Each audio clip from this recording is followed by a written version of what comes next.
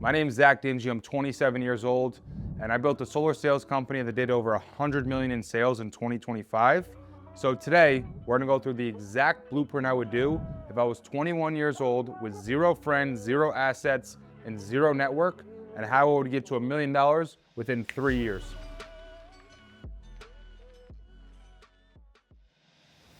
Number one, the first thing I'm gonna worry about is the industry. I'm gonna call this the boring choice.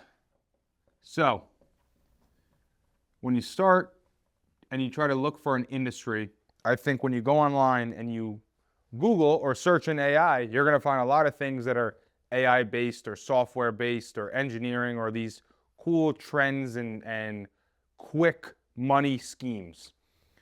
I think you should choose an industry that is proven that you can grow in and that you know is going to be sustained throughout your career. It's very hard to start in an industry at a young age that changes really, really fast and that doesn't give you enough time to get in the business and really learn all the things you need to learn. So I would tell you to choose an industry that's maybe more boring of a choice than some of the other things that people would choose today. So for me, and what I chose and what I believe is probably the best industry you can get in, because it's very recession proof for the most part. It's always going to be in need. You meet a lot of people. There's a lot of volume in this business, is the home service business. So industry, I'm choosing home service. This can be solar, HVAC, be roofing, can be windows, etc. So home service industry is almost recession proof. It's always going to be around. You're always going to have customers. You're going to deal with a lot of people. You're going to meet a lot of people. You're going to meet your community of people. You're going to be in homeowners' houses. So it's a very, very good place to start because it fills a lot of the buckets you need to start that growth. Like you need a network of people that know your name. You need to get good at sales. You need to be good at creating relationships and networking. And so home service, I would choose as the industry to get into if I had to start all over again at 21 years old. Number two, so once I got my industry, number two I need to work on is skill acquisition. So what does that mean? What's one skill that you acquire that bleeds into a lot of other things that are going to benefit you? And I don't even think it's close. The answer is sales. If you know how to sell really good, that helps you learn how to speak to people, how to create friends, how to network in groups. It teaches you how to work with other people that maybe aren't like you and some people that are like you, whether they have different political beliefs or whatever it is. Sales is sales, and if you can do sales, you are going to crush it at life. That's how to get your wife to date you. That's how to get free drinks. That's how to get gym, like everything is sales. So specifically, I would choose door-to-door sales. I think sales is encompassed in like sports. When you look at sports, there's football, basketball, baseball, hockey, da-da-da. When you look at sales, there's in-home sales, direct sales, over-the-phone sales, real estate sales. There's all different versions of it. Door-to-door is the most extreme version of sales because you not only, I think when you're knocking on doors, you're more of a marketer than a salesperson because you got to get people's attention fast. And like when you watch a 90-second reel, I got to convince you in 90 seconds and get so much information out in 90 seconds that you know who I am. Compared to if you go watch a 30-minute video, I can give you a lot more breakdown. So the 90-second reel is more like the marketing, and same with the door-to-door. When you're in door-to-door, the door-to-door part of it is like the marketing, and you have to learn how to get people's attention fast, get people to listen to, and you also handle a lot of rejection. So with door-to-door sales, you're going to learn how to overcome rejection, which is a huge caveat to life because if you can't handle rejection, you're probably soft. So rejection, number one thing that you learn in door-to-door sales. Second thing is in-home sales. Being in a home is so much different than sitting at a desk. Like, for example, when you work at a Verizon store, you go to that store every day. That's your store. You're in your element. Somebody comes in through the door, you know they're there because they want to know more about Verizon. When you go into somebody else's house, you're in their world, their environment, and it's very hard sometimes to make connections and to create conversations and to feel comfortable because you're in their space. And you will be in some weird environments, and you're gonna have to learn how to deal with people that you may never have been in those scenarios unless it was door-to-door sales. Also, on a side note, there's no better industry to be in than door-to-door sales for having great stories about your job. You will see the most wild things in door-to-door sales. People's houses will blow your mind. And when you're walking into someone else's world, like, you just see the most wild stuff that you would never imagine.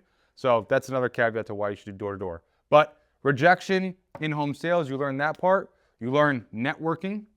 So you're gonna meet a lot of people doing door-to-door sales. If you're talking to 20, 30, 40 people a day, times that over a few years, that's thousands of people you're gonna meet. You're probably gonna have hundreds of customers in your local community that know your name and what you do. This helps everything else in your business. If you've been doing door-to-door sales and you take care of people and you do your job right, over a few years, you'll have hundreds of people who know who you are, and that's a huge advantage to make lots of money. So, first thing we got is choose the industry. Second thing we got is choose the skill acquisition, which is door-to-door sales. You learn rejection, in-home sales, and networking. And there's a whole nother slew of things that this bleeds into. But the third thing that we're gonna go for to get to $1 million in 3 years if I started all over at 21, third thing is a biological asset. What does that mean?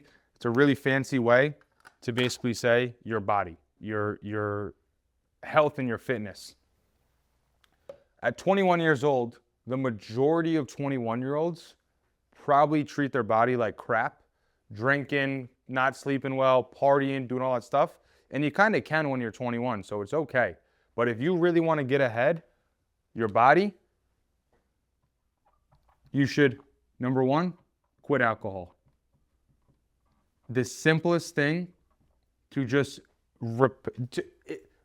quitting alcohol is one of those things where it makes a major impact on so many categories. You won't stay out late. You won't make dumb decisions and drive drunk and get arrested and have DWIs. You won't probably get into fights at the bar. You won't talk to women you should. You won't do so many things if you just do this one thing, which the next point is too, your body, sleep pattern. This is another thing that if you do this one thing, it drastically affects so many other things in your life. If you go to sleep on time and get good quality sleep, you'll probably wake up and hit the gym more times than not. You'll have more energy at work. You'll eat better. You'll make better decisions. You won't make stupid decisions at night like alcohol.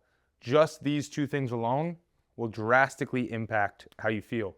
Then after that, listen, you're 20-something years old. You're at peak testosterone, peak ability. You should do hard stuff. Do hard stuff. This is when your body is the most capable of doing Ironmans or marathons or long runs or fitness challenges or jiu-jitsu or boxing or whatever it is you want to do. You will never be more capable than 21 to 30 years old. After that, that's when your body starts losing testosterone, collagen, all your vitals go down, and you're never going to be as healthy. So pick an industry, door-to-door sales, focus on your body, don't do stupid stuff. Quit alcohol, fix your sleep pattern, do hard stuff. Those three, and again, there's more past that, but these are the three important ones. The last part is your network audit. So the majority of 21-year-olds probably are not on the right track.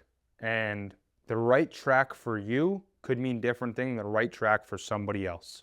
But I remember almost all of my friends I had when I graduated high school, I don't talk to any of them anymore. There's only one person I hang out with, and that's because he works here and he's super successful too. But everyone else, you have to get rid of. Your friends, and I'm going to put /new people. So, audit friendships. I want you to think about, and I know because I'm speaking from experience here, look at your friends and audit and think about, when I'm with this person, what do I typically do in my life? Or what kind of stuff do we do when we're together? Is it things that are pushing your life forward or pulling you back? Is it your fun friend? Is it your work friend? Is it your, I don't know, friend? What do you do when you're with that person?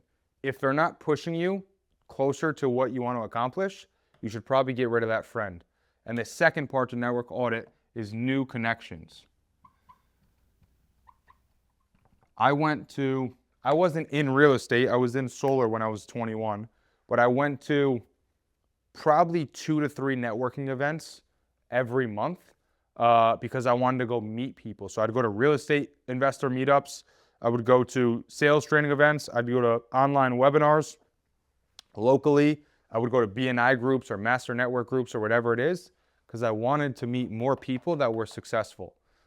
You've heard this saying before. I've said it on past videos. It's probably been said 1,000 times, but you are the sum of the 5 people you spend your time with. So I want to audit old friends and I want to replace them with new connections.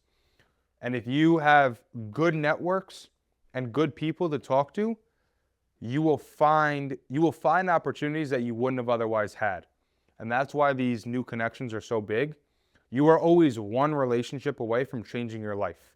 When I got into solar industry, I was 19. I just dropped out of college, and I went and I knocked on a door. I was selling community solar farm at the time. I knocked on the door. The guy told me, hey, I get my electricity for free. I said, what the hell? How do you get your electricity for free? Why don't you come inside? I'll show you. He ended up showing me that it's called ACN, which is a multi-level marketing company, which I wouldn't necessarily recommend that, but I was 19 years old. I didn't know what the heck I was doing at the time. He told me about how I could get free electricity. He then said, why don't you meet my business partner at the diner tomorrow? I went and met this guy at the diner the next day. He told me about this new opportunity called ACN. He got me involved in ACN. 2 months later, I went to a meeting at this guy's house, and this guy next to me is doing a spreadsheet. The spreadsheet has all these big numbers on it, and I asked the guy, like, yo, what the heck is that? He's like, oh, this is my commission for the week for doing, or commission for the month for doing solar. And I'm like, bro, it's like 40 grand. What are you talking about? That guy introduces me to the president of sales at the time and the owner of the company. I get on an interview with them, and boom, I start my solar journey. But I was one relationship away from changing my life. If I never started solar farm, or I never went and knocked on those doors, then I didn't go to the diner with that person. I didn't show up to that meeting. There were so many things that I had to do that were putting myself out there and showing up that led to me ultimately finding this position. So much of this is like, listen, the real estate meetup you go to or the networking event you go to, 80% of the time you may get nothing out of them, but the 20% of the time you do changes your life. Another story, I went to the Volt conference, the first one I ever went to 4 years ago. At the Volt conference, at lunch, I ended up sitting next to a guy named Mark Tassoni. You can look him up online. He sold Solar Bear. He owns a bunch of real estate, very, very successful entrepreneur. He's been in the door-to-door world for 35 years. I sit next to him at lunch. We end up talking. Later that week, we do a podcast together on Two Dudes, Three Legs. Old throwback, if you go watch that, it's got like 10,000 views. And me and that guy end up still to this day, we talk on a weekly basis. He became my mentor and a personal mentor of mine that has changed my life drastically. And it would have never happened if I didn't go to that networking event. So this one right here is a super hack to 10x your life. You have to find and meet new people, and you got to go to them and where they are. That's why people pay $100,000 a month for a membership at the country club or the golf club or whatever it is, because you get access to people, and people can solve everything for you. Another saying I've heard is you don't have a money problem, you have a people problem. If you knew enough people and enough people knew you, you would be successful. So what you're trying to solve for here is, number one, pick an industry that's going to last long enough for you to be successful. Number two, pick a skill set and a skill acquisition that's going to teach you a lot as fast as possible. Number three, you have to take care of your body, and now is the time to do it, so I had to add that in there. And then four is going and meeting and finding new people. Your life will drastically change if you pick the right industry, have the right skill set, and work with the right people. I would argue there's probably only really 3 big decisions that you'll make in your life that will impact the rest of everything. One is who you marry, and the other 2 are where you work and where you live, which are these two right here. Where you're going to work and what are you going to do, and where you're going to live is going to drastically determine your network. If you live in the middle of South Dakota, you're probably not going to meet a bunch of millionaires. If you live in Miami, you're probably going to meet a bunch of millionaires. So that these two go hand in hand right here, and that's why they're so important. So if I had to start all over at 21, these are the 4 things I'd focus on. And then here's the last part. Everybody in the world today has shiny object syndrome. They want to go here, they want to go there, they want to try this, they want to do this, they want to do this. My biggest takeaway from all of this is when you pick something, when you pick one of these two, do it for 2 years. You can't do it for 3 months and be successful. My first 3 months in door knocking, I didn't know what I was doing. My first year in door knocking, I barely started to know what I was doing. But 2-3 years in, my income started growing and growing and growing because I had enough time and effort into these 2 things. So if you're 21 years old, do not listen to the Instagram that's like, you need 7 sources of income to be a millionaire. Yeah, that's true once you've been doing something for 15 years. Then they go and they buy businesses and buy assets to become a millionaire. But I can promise you, the majority of the millionaires that you see and billionaires did one thing for really, really long, made a lot of money in that thing, then they went and put it into other things. So when you're in your 20s, you should pick one thing and do it for 2 years minimum. If after those 2 years you're like, yo, I picked the wrong thing, then move on. But the majority of the time, you think you picked the wrong thing because you're not making the money yet. And you're not going to be successful doing something for 3 months and then doing the next things for 3 months, and then the next thing for 3 months, and the next thing for 3 months. You only have so much time, attention, and energy, and you have to do something for long enough to actually get good at it. So if I was 21, these are the 4 things I would pick to get $1 million in net worth within 3 years with no money, no assets, and no connections. So for you, if you are 21, I would love to know what industry you're picking and what skill set you're going to do, because that is the foundation of your success. If you pick an industry where the best person in that industry can make 300 grand a year, you're maxing yourself out. Door-to-door sales, people make millions of dollars a year. If you pick car sales, the best car salesman may only make 200, 300 grand. So find the industry that can really, really allow you to get to those millions of dollars, and then do that and run with it. So thanks for watching, and I'll see you next time.